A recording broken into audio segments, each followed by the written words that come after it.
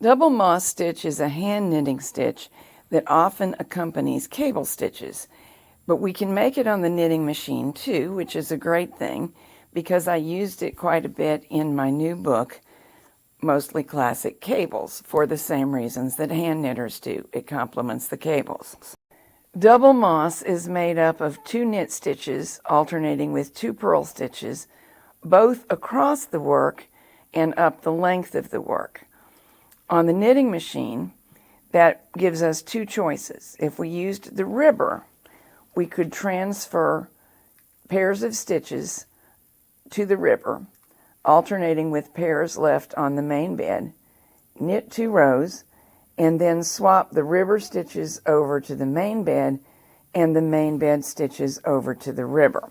On a single bed machine like this one, we can get the same exact effect by knitting the 2 rows first, then reforming 2 stitches in a row as purls, skipping 2, and reforming the next 2.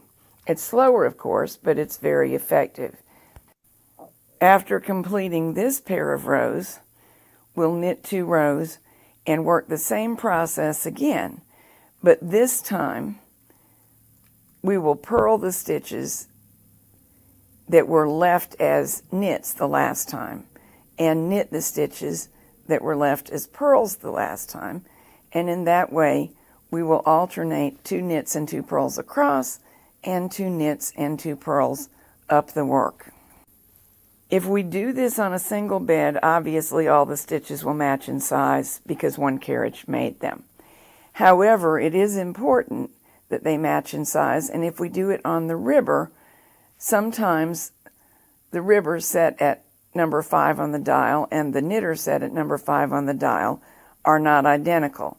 So in such a case, we keep swatching and checking gauge until we are able to get identical stitch sizes and make sure that we go with those settings rather than the matching numbers. Now knit 2 rows.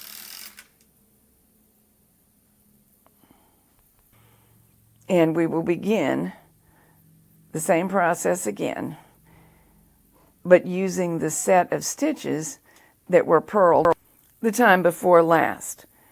If we counted rows 1, 2, 3, and 4, and we just completed rows 3 and 4, we will now be repeating rows 1 and 2 as far as the position of which stitches get purled. And that's all there is to double moss stitch. It does make a great accent for cables and a great texture, and although it is composed of knits and purls just as ribbing is, it does not pull in because the alternation both across and up the work happens quickly enough to interrupt that pulling in action of ribbing. So this can be used where you want non-roll stitches that are textural and yet stay about the same gauge as stockinette. You may be wondering why I kick out that first needle and then put it back to work. It's fine to push the needles forward and let them knit back from hold, and if you were not watching, that's likely what I would do, because I have a tendency to accidentally nudge that stitch right off the first needle with my left hand as I'm working across the work. But I was afraid that if I kept doing it, the needles would glare and interrupt your view.